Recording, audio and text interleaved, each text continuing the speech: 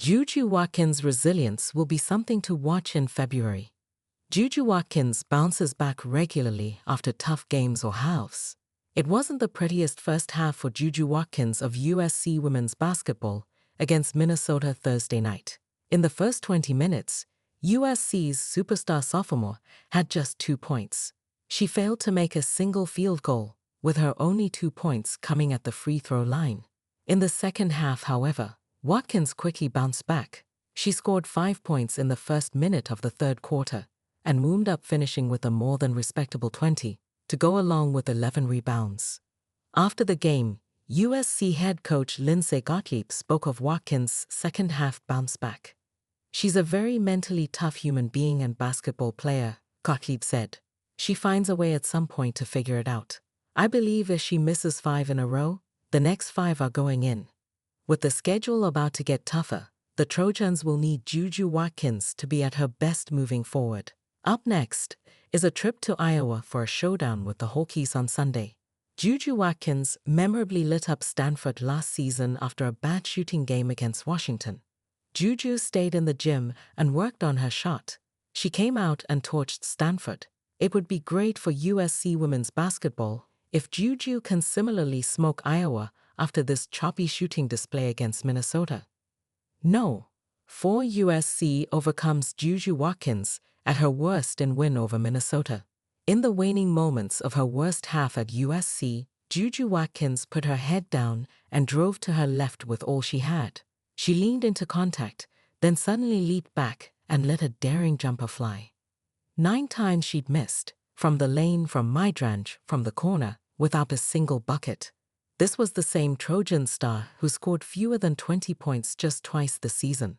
But as silky smooth as the sequence looked, and as strange as a slump from Watkins seemed, the step back clanked away, and the buzzer rang on an uncharacteristic 0 for 10 half for one of college basketball's brightest stars. Watkins looked up to the scoreboard, perplexed, as if to demand an answer. Fortunately for USC, it found the answers it needed Thursday, even with Watkins unable to provide her usual resounding performance. A star turn from Trojans forward Kiki Ariafen, along with timely contributions from its fleet of talented freshmen, was plenty to put away Minnesota 82-69, giving USC a 15th straight victory. This win, in USC's first game at home in 18 days, didn't come as smoothly as the others, and for Watkins especially, every step seemed like a struggle early on. "She handles a lot on her shoulders," Coach Lindsay Gottlieb said, "so I think everyone wants to allow her to be her." But this was not the Watkins that USC has been accustomed to. Her touch was off. Her drives to the hoop were thwarted.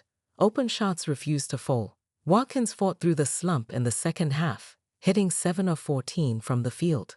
But her 29% shooting ranked among her least efficient in 2 seasons at USC, 19-1, 9-0 Big Ten. Watkins still managed to score 20, 18 of which came in the second half, but her frustration, especially through a subpar first 20 minutes, was evident on her face. "She's a very mentally tough human being and basketball player," Gottlieb said. "She finds a way at some point to figure it out. I believe if she misses 5 in a row, the next 5 are going in." Watkins' struggles weren't the only setback USC had to overcome.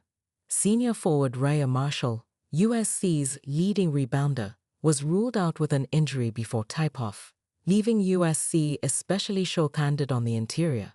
With Watkins straddling and Marshall sitting, Ariafen reminded the masses that she too is one of the best players in the sport. With Minnesota focused on Watkins, she finished with 23 points, 11 rebounds, and 3 assists, notching her 7th double-double in arguably her most assertive game yet as a Trojan. The USC forward had set out over the past week to expand her game, after a season spent reluctant to let it fly from 3-point range. Ariafen had only made 2 3-pointers in her previous 19 games. Gottlieb insisted this week that she trust her stroke and test the perimeter, especially with defenses clogging the paint to stop Watkins.